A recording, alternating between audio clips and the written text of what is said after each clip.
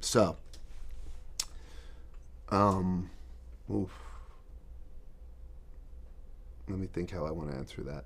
Sure. So,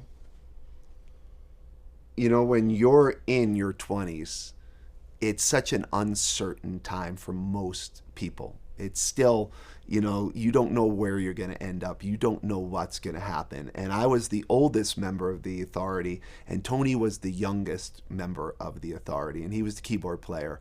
And Tony was a curmudgeon. But Tony had this softness to him, and he had this just he was I fucking loved him, right? Just like so sensitive, such an artist, right? And his joy of music, he loved Prince. He loved a band. There was this old band called Mint Condition. I don't know if you remember them, but he loved all this like really funky Minneapolis sound, and he loved it.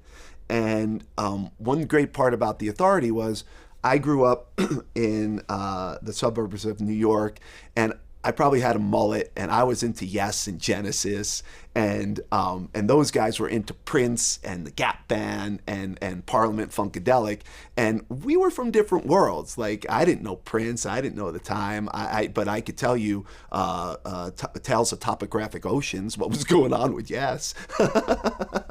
So the respect that we had for each other as musicians were no matter what style of music they were into, if Tony liked it, I was going to like it because I respected him so much as a musician.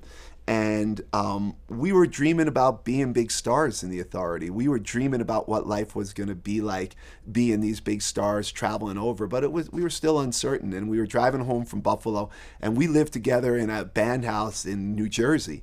And that's a hell of a ride. I would say that's a good 5.5, 6 hour ride in the middle of the night. And I was fortunate enough to have Tony, and I was driving. And when Tony would drink, he would soften up. He became like the friendliest, that any curmudgeon he had in him was gone.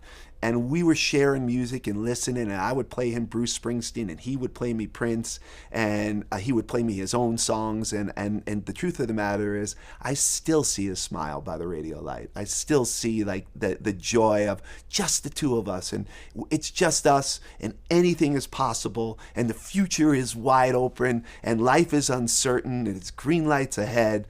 And then, I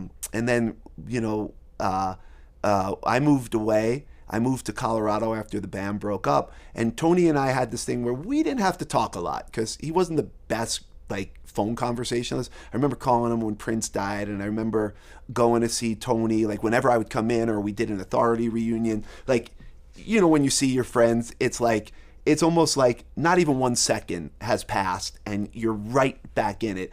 And that connection that we had was so deep. And then Tony, I had found out at the age of 46, was diagnosed with cancer.